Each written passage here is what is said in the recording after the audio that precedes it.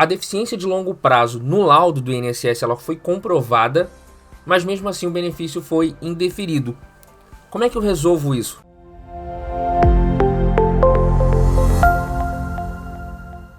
E aí, tudo bem com você? Como é que você tá? No vídeo de hoje eu vou responder uma pergunta sobre BPC Loas, que muita gente tem me feito e eu tenho tentado explicar ali nos comentários, mas eu acho que é melhor gravar um vídeo para poder explicar. Talvez esse vídeo fique um pouco longo, mas é importante para que você possa entender de fato a respeito do porquê que teu benefício foi negado. Muitas mães, atípicas, mães de filhos autistas, com problemas com autismo, e também outras deficiências, pessoas com outras deficiências, têm me procurado com a seguinte questão. Olha a questão. A deficiência de longo prazo no laudo do INSS ela foi comprovada, mas mesmo assim o benefício foi indeferido. Como é que eu resolvo isso? Então no vídeo de hoje eu vou só te mostrar aqui, basicamente para que você possa entender. Ó, no laudo, vou tentar aproximar aqui. Por exemplo, aqui ó, indicador de impedimento de longo prazo? Sim.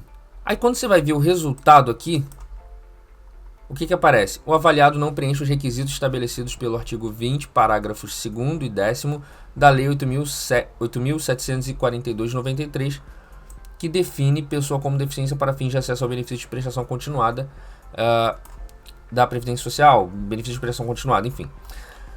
Mas aí, como assim?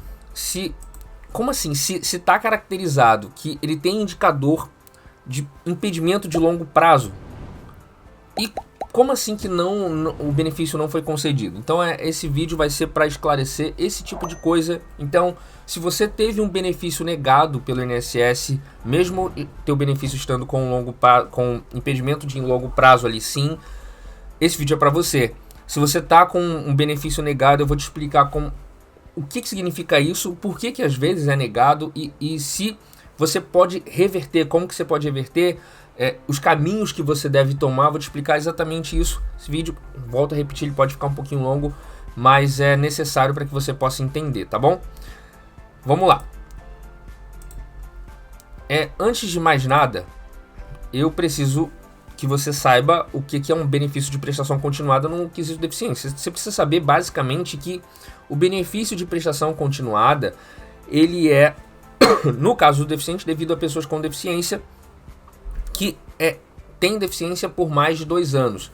A famosa deficiência de longo prazo, que é um período de 2 anos. Então ela tem que estar deficiente por 2 anos ou mais. Então, pessoas com transtorno do espectro autismo, do autista, transtorno do espectro autista, o TEA, são pessoas que visivelmente, muitas das vezes, não tem ali a deficiência constatada. Às vezes é uma pessoa muito comum, uma pessoa normal, porque a deficiência não está ali na parte externa, ela está na parte interna. E outras deficiências também. Então, o perito ele vai determinar que essa deficiência ela tem um longo prazo. Qual é o longo prazo? 2 anos. Então, não é 2 anos para trás, é 2 anos para frente. Tá. Para identificar isso, principalmente para benefício de prestação continuada, ele passa por 2 perícias. A pessoa ela vai passar por 2 perícias. Quais são essas perícias? A primeira perícia é a perícia social, onde o assistente social ele vai verificar todas as questões relacionadas à deficiência, principalmente a parte social, quantas pessoas moram na casa, se essas pessoas têm renda, dessa renda que essas pessoas recebem, de onde essas rendas vêm, se algumas pessoas podem ser excluídas ou não. Então, o assistente social vai fazer essa primeira etapa, a questão dos paradigmas, né, dos estigmas, né, que a pessoa sofre, principalmente em relação a preconceito por conta da deficiência que ela tem. Então, isso tudo é analisado pelo assistente social. E a segunda perícia é a perícia médica, que ele vai avaliar a parte médica mesmo, a parte dos laudos, atestados, dos exames e principalmente o exame físico ali no momento da perícia. Antes de mais nada, preciso te dizer que se no caso de uma pessoa, se a pessoa for dar entrada no INSS, não vai ser um perito especialista. Por exemplo, não vai ser um profissional da psiquiatria que vai atender, por exemplo, uma pessoa que tem transtorno do espectro autista. Não vai ser. Geralmente é um clínico geral, um generalista. Não posso dizer aqui quais são as especificidades, mas normalmente não é um perito especialista na área que o periciando está precisando. Então, às vezes, a perícia judicial ela resolve esse problema. Mas, enfim, vamos dar sequência. Então, você sabe que você vai precisar passar por duas perícias, uma perícia social, uma perícia médica. A perícia social até flui bem, mas o problema acontece quando tem a perícia médica, que aí a perícia, a incapacidade, na verdade não é nem incapacidade, mas o impedimento de longo prazo, ele acontece, é constatado, olha, a pessoa está com deficiência por mais de 2 anos, vai estar com deficiência por mais de 2 anos, mas acontece o problema da negativa do INSS. E aí essa negativa ela acontece por alguns motivos, eu queria destrinchar esses motivos com você. Tem até um laudo aqui como exemplo, um resultado do INSS como exemplo, para que eu possa te explicar exatamente como é que funciona isso, tá? Tudo certo.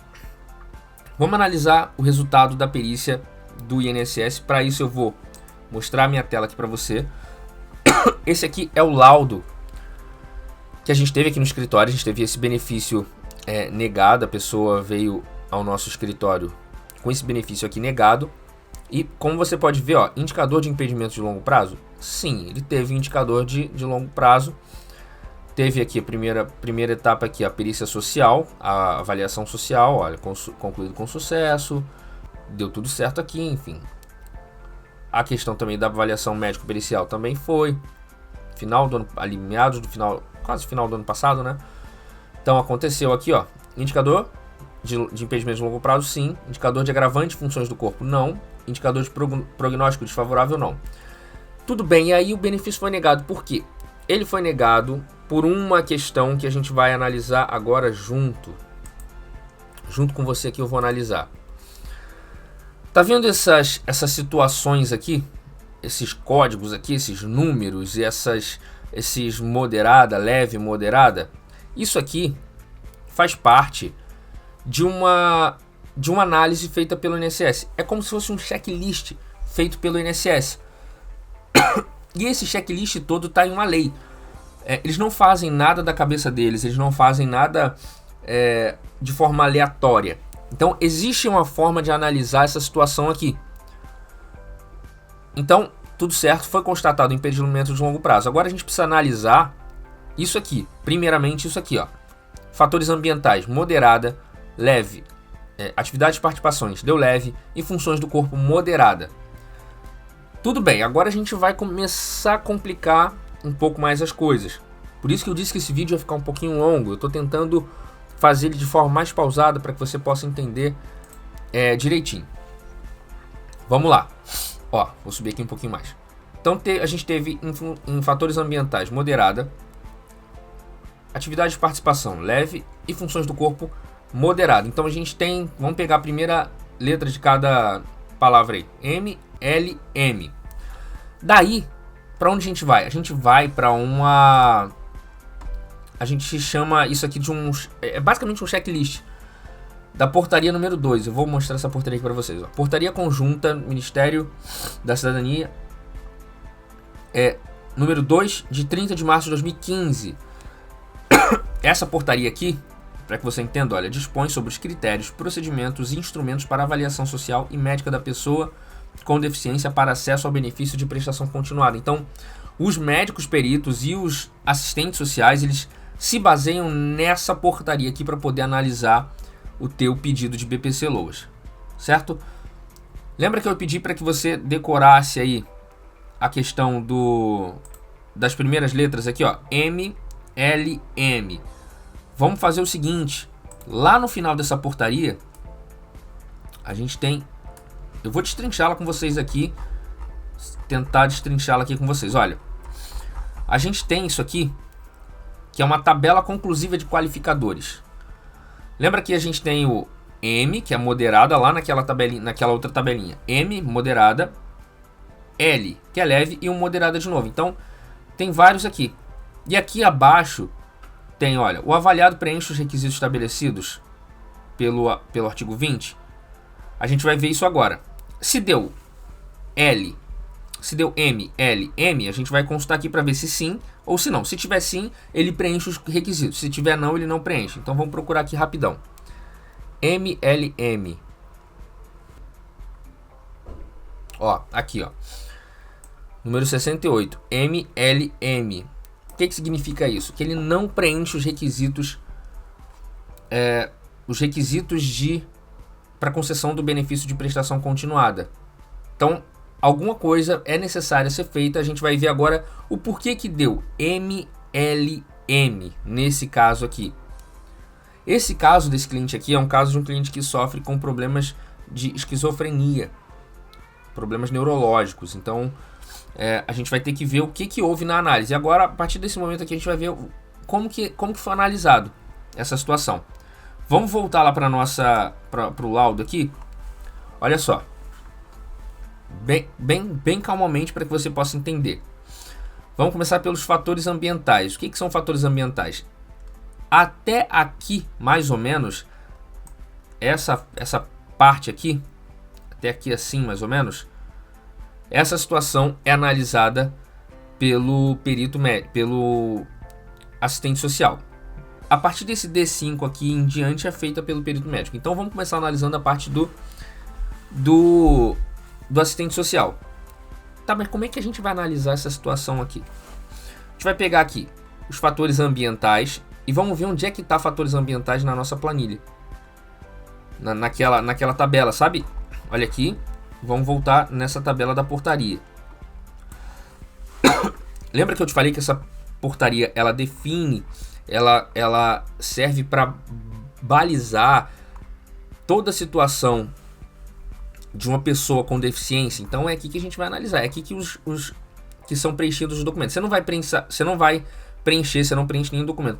Toda essa documentação aqui, quem preenche é o assistente social e o perito médico. Mas vamos olhar aqui, ó, a primeira parte. Primeira etapa aqui. Fatores ambientais. Existe, e aí você também vai precisar analisar o seu caso, ó. Essa avaliação social para pessoa com deficiência, BPC, 16 anos ou mais. Existe uma outra para 16 anos, para pessoas abaixo de 16 anos, certo? Então vamos lá, fatores ambientais. Olha o que a gente tem aqui, qualificadores a serem usados. 0, nenhuma barreira. 1, barreira leve. 2, barreira moderada. 3, barreira grave. E 4, barreira completa. Então é feito por porcentagens mesmo, olha. E aqui está bem explícito, né? Os fatores ambientais são externos ao indivíduo e podem ter influência sobre o seu desempenho na execução de atividades e participação social, assim como nas funções e estruturas do corpo. Considerar na avaliação dos fatores ambientais as barreiras do ambiente físico, social e de atitudes no qual as pessoas vivem e conduzem sua vida, assim como os fatores pessoais, gênero, etnia, idade, condição física, estilo de vida, hábitos, nível de instrução, profissão e outros. Isso tudo é analisado. E o que é uma barreira? É um qualificador que descreve os obstáculos vivenciados pelo indivíduo. A qualificação deve considerar inclusive a frequência e extensão dessas barreiras. Então aqui ele dá, mais ou menos, ele caracteriza, ele explica o que são essas barreiras. Deixa eu tentar aumentar a tela aqui pra gente. Certo. Vamos dar uma olhadinha aqui. Na tabelinha a gente tem E1. O que é o E1? Vamos dar uma olhada juntos. E1. Produtos e tecnologia. Referem-se a qualquer produto, instrumento, equipamento ou tecnologia, inclusive os adequados ou especialmente os projetados para melhorar a funcionalidade da pessoa. Então, no E1 aqui, essa pessoa ganhou 1. 1 significa o quê? Um qualificador leve. Ela ganhou 1. Soma-se todas essas respostas que dão aqui, olha, produtos ou substâncias para o consumo pessoal, alimentação. Então, ele vai olhando todas as questões, vai dando notas para cada uma dessas aqui e chega um resultado. Então, chegou nesse ponto. Para que você possa lembrar, ó, o 1 é uma barreira leve. Nesse caso aqui, somando tudo aqui, ele ganhou moderado. Então, essa questão aqui é o somatório dessas situações aqui. Então, olha, ele ganhou 2, 1, 1, 2 e 1. O somatório disso aqui deu moderada. Nas atividades de participação, então, até na questão da letra D aqui, até o D4 deu leve. Olha, ele ganhou 1, ganhou 0, ganhou 0. Vamos dar uma olhada aqui nas atividades e participação. Vamos descer um pouquinho mais e dar uma olhada nas atividades e participação. Ó, atividades e participação, mesma coisa, mesmo percentual aqui. E o que é essa atividade de participação? É a execução de uma tarefa ou ação por indivíduo, representada pela perspectiva individual da funcionalidade. Participação é o ato de se envolver em uma situação real de vida, representa a perspectiva social da funcionalidade. Então, são questões que a pessoa desenvolve em relação... Isso acontece muito, por exemplo, quando a pessoa vai desenvolver, vai para a escola, tem dificuldade em relação a questões da escola, a vida doméstica, vida em sociedade. Então, isso aqui é analisado aqui. Olha as perguntas que são feitas, ou que deveriam ser feitas no momento da perícia. Dificuldade para obter um lugar para morar, comprar, alugar, tomar emprestado. Dificuldade para obter bens e serviços. Dificuldade para planejar, administrar e realizar tarefas domésticas. Então isso aqui tudo é analisado. Relações interpessoais. Dificuldade para estabelecer interações pessoais básicas com os outros. Dificuldade para estabelecer interações pessoais complexas. Dificuldade para estabelecer contatos ou ligações temporárias com estranhos. Tá vendo como é bem detalhado essa situação aqui? Áreas principais da vida.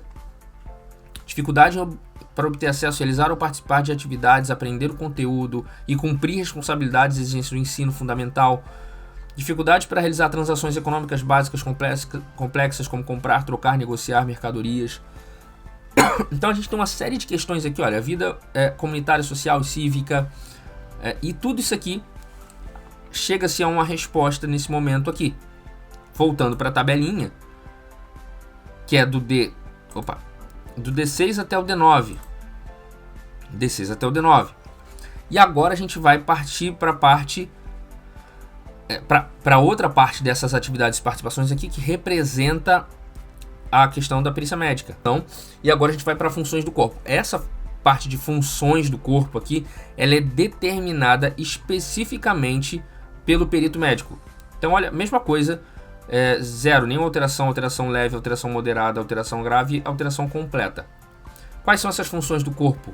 Funções de consciência, vigília, obnulação, coma, estado vegetativo, estado de alerta, de delírio, entre outras. Então, ele dá uma nota aqui. Funções da orientação, conhecimento e determinação. Essa pessoa aqui, esse analisado, ele tinha... ele tem problemas neurológicos. Você está vendo que ele ganhou 2 aqui. O que é o 2? Na primeira etapa aqui, funções mentais. O 2 ele ganhou alteração moderada. E no restante ele ganhou 0, 0, 0, 0, 0, 1 e 1. Esse 0, 0, 0 aqui não significa que foi ruim. Significa que ele não foi... Não é necessária a avaliação dele nesse caso. Ou se ele foi avaliado, ele não tomou nada. Por exemplo, não tomou nenhuma nota. Por exemplo, o B2. Aqui. Funções sensoriais da visão. Se ele tem problemas neurológicos, ele consegue enxergar bem. Então não precisa, ele pode ter zerado essa parte aqui. Agora nas duas últimas ele recebeu nota 1 e 1. Mas vamos continuar aqui, ó. Funções sensoriais da audição. Ele não tem problemas de audição, esse meu cliente. Então ele pode ter zerado aqui sem problema nenhum. Funções sensoriais adicionais à dor e dor. Também ele pode ter zerado. Funções da voz e fala. Ele fala bem e ouve e compreende bem. Então, normal essa parte aqui. Funções do sistema cardiovascular, também normal. Onde ele recebeu 1, B7 e B8. Vamos lá para o B7 e para o B8? Vamos lá. B5, B6, olha, funções geniturinárias e reprodutivas. Tudo isso é analisado. Foi no B7 e B8. Vamos dar aqui uma olhada no B7. Funções neuromusculoesqueléticas e relacionadas ao movimento. Neuromusculoesqueléticas são as funções em relação à ordem que o teu cérebro dá para o teu corpo para ele poder se movimentar. Funções das articulações ou dos ossos, mobilidade das articulações dos ossos, funções musculares, funções de movimentos relacionados a reflexos motores involuntários, controle involuntário, funções relacionadas a padrão de marcha. Isso aqui ele ganhou 1. Então, existem estratégias que você pode tomar. Funções da pele e estruturas relacionadas. Funções protetoras, funções reparadoras, funções da pele e fâmeros. Nesse caso aqui, ele recebeu também 1. Então, eventualmente ele tem algum problema em relação à pele, e realmente, de fato ele tem. Mas olha só, depois de eu ter dito isso tudo aqui, como é que você pode, o que você deve estar pensando? Caramba, que loucura, é muita coisa que foi analisada, é muita coisa para eu pensar, é muita coisa para eu... Tá, e o que eu faço agora, né? De repente você deve estar pensando isso. Tá, não tá tudo perdido. Você vai analisar caso a caso, e é por isso aí eu vou explicar para você na situação.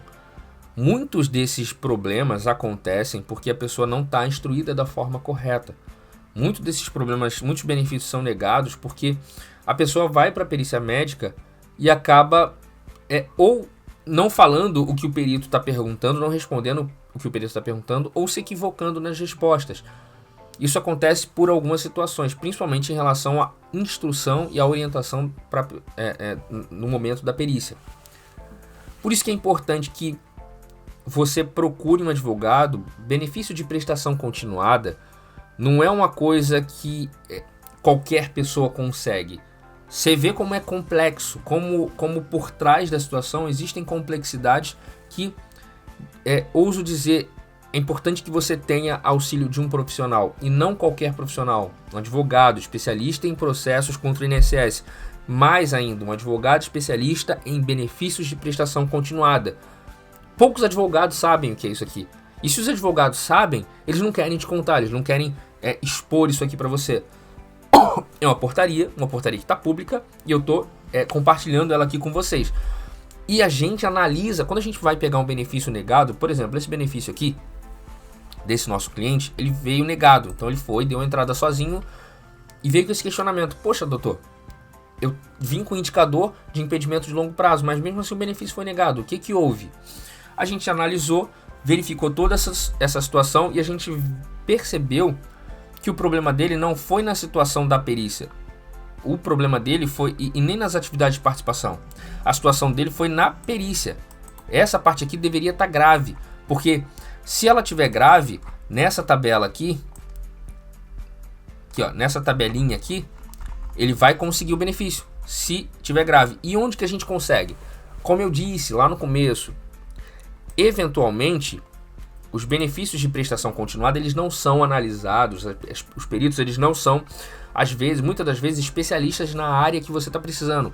Não foi um médico psiquiatra, um neurologista que atendeu esse meu cliente. Provavelmente foi um clínico geral. E às vezes, tem especificidades que só são possíveis de serem analisadas por médicos especialistas. Então, o que a gente optou aqui nesse momento? A gente optou por levar esse processo aqui para a justiça, porque na justiça a gente pede uma avaliação por um médico perito especialista na área que ele precisa, que nesse caso aqui ou é um psiquiatra ou é um neurologista.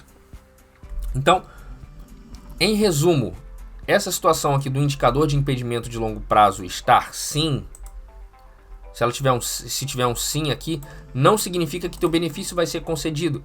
Significa que sim, você tem, de fato, deficiência de longo prazo, tem impedimento de longo prazo.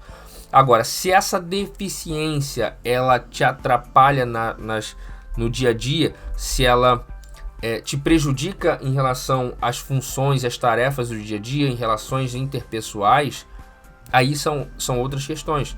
Muitos clientes, pessoas com TEA, com transtorno do espectro autista, vieram me procurar e falaram a mesma coisa. Olha, tá negado. Muitas mães, né, que têm seus filhos com essa circunstância, vieram me procurar e falaram: olha, ele tem impedimento de longo prazo, mas deu negado. Eu não estou entendendo o que houve.